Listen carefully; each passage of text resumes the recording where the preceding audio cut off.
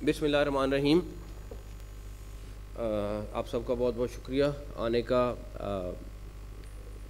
मैं और हमारी पूरी टीम हम बैठ के काफ़ी दिनों से कुछ अपडेट्स थी, हमारा ख्याल था आपको दें, बिकॉज़ आजकल हमारी नेशनल टीम तो नहीं चल रही, लेकिन पीएसएल की तैयारियां हैं और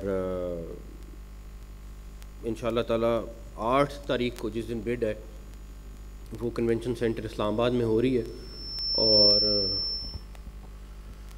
उसमें 10 लोगों ने क्वालिफ़ाई किया है जो टेक्निकल तरीके से भी क्लियर हुए हैं, क्योंकि इसमें $20,000 जो थी वो फ़ीस थी जो उनको देनी थी और $2 लाख की उनको बिड सिक्योरिटी देनी थी। तो मुझे बड़ी उम्मीद है हम पूरी टीम ने मिल के जिस तरह काम किया है ये इंशाल्लाह एक अच्छी प्राइस पे जाएगी और पाकिस्तान को उसका फ़ायदा होगा।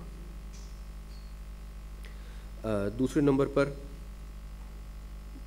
मुल्तान सुल्तान इस साल पीसीबी ख़ुद ऑपरेट करेगा और इंशाल्लाह ताला जैसे ही पीएसएल ख़त्म होता है तो उसका ऑक्शन का प्रोसेस हम करके उसको ऑक्शन करेंगे, लेकिन इस साल मुल्तान सुल्तान पीसीबी ख़ुद ऑपरेट करेगा।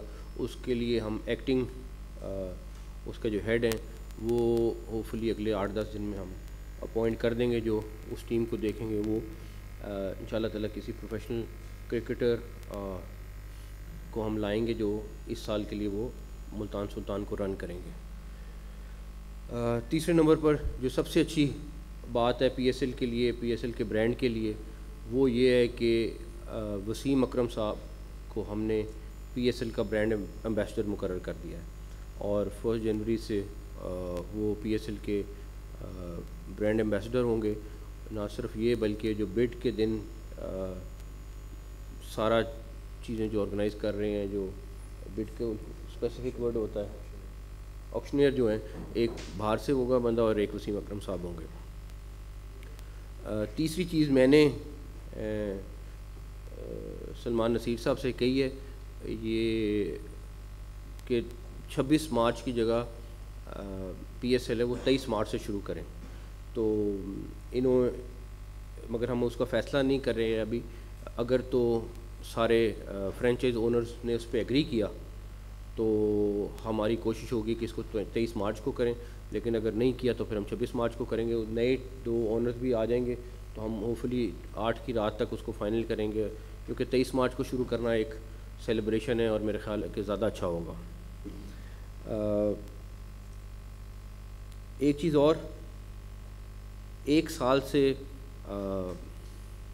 और जब से ख़ास तौर पे आकिब जावेद साहब ने ज्वाइन किया है, हमारा फोकस शाहीन्स पे और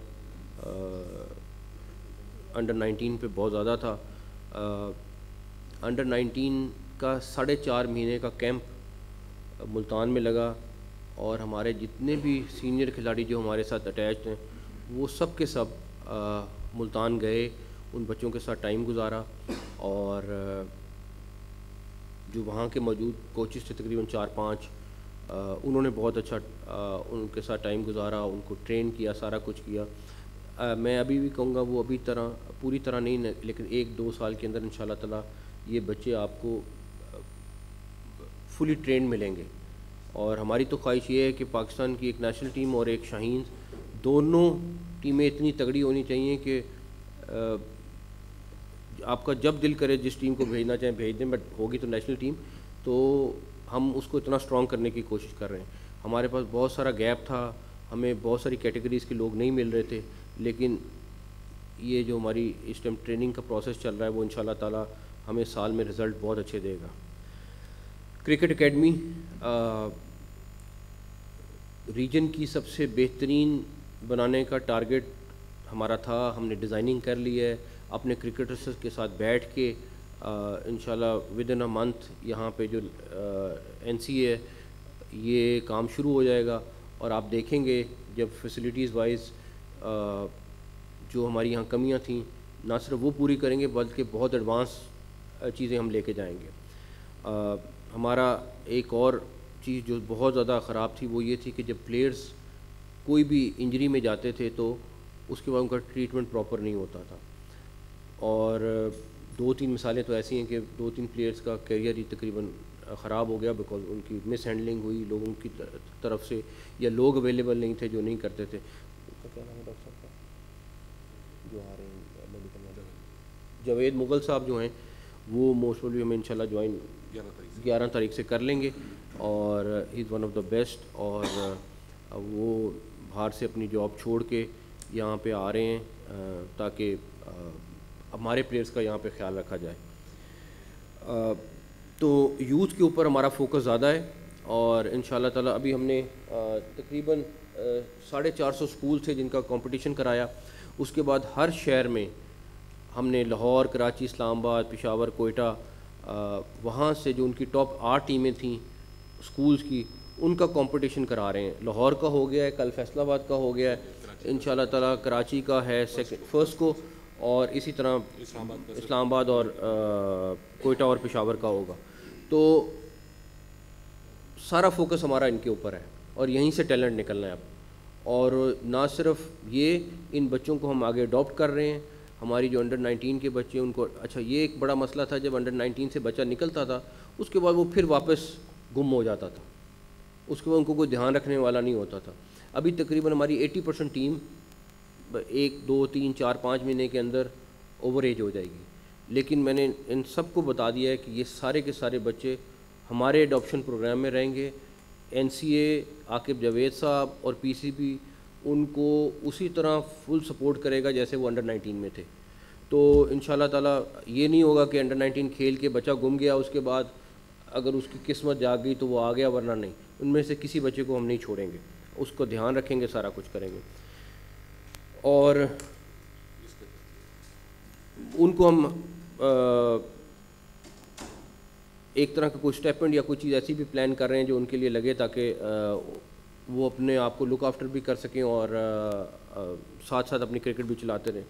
इसी तरह रीजनल क्रिकेट एकेडमीज़ के ऊपर हमारा काम काफ़ी तेज़ी से हो रहा है। अभी हमने पहली दफ़ा मंसूर साहब यहाँ बैठे हुए हैं, हमने एक कौन सी कंपनी को दिया है, KPMG को हमने ये टास्क दिया है कि हर क्लब की स्क्रूटनी करें।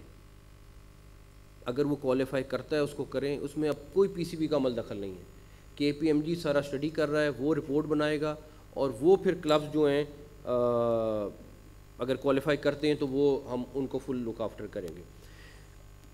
आखिर में मैं अभी इंफॉर्मेशन मिनिस्टर साहब से भी अगले दिनों में बात करने लगा हूँ कि जो न्यूज़ चैनल्स हैं उनको स्पोर्ट्स इवेंट्स की इजाज़त दें, क्योंकि अगर हमने, ये मैं क्रिकेट के लिए नहीं बात कर रहा, इससे हमारी फ़ुटबॉल यूथ में बहुत पॉपुलर है, हमें हॉकी को स्ट्रॉन्ग करना है। तो जब तक न्यूज़ चैनल्स ये टूर्नामेंट्स नहीं दिखा सकेंगे उस टाइम तक हम, ऑल्दो कि हमारे पास स्पोर्ट्स चैनल हैं, लेकिन जो न्यूज़ चैनल का इंफ्रास्ट्रक्चर और तरह का है। तो मैं इंफॉर्मेशन मिनिस्टर साहब से रिक्वेस्ट करनी है कि इसको कंसिडर करें, बिकॉज़ ये इस टाइम पाकिस्तान में स्पोर्ट्स के लिए बहुत ज़रूरी है।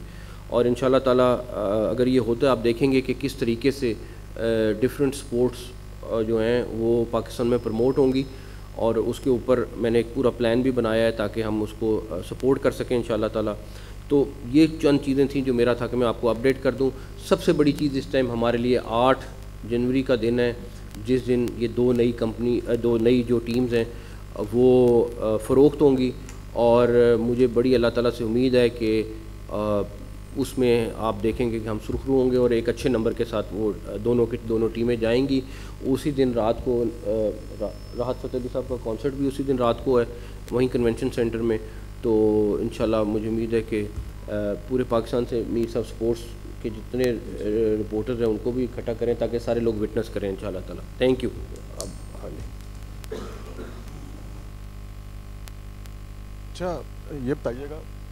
अच्छा बताइएगा कि अली तरीन पाकिस्तान सुपर लीग की किसी टीम की ओनरशिप की रेस में है या वो मुकम्मल तौर पर बाहर? नहीं, उन्होंने, अगर उनका दिल होगा तो वो ज़रूर करें, कोई मसला नहीं।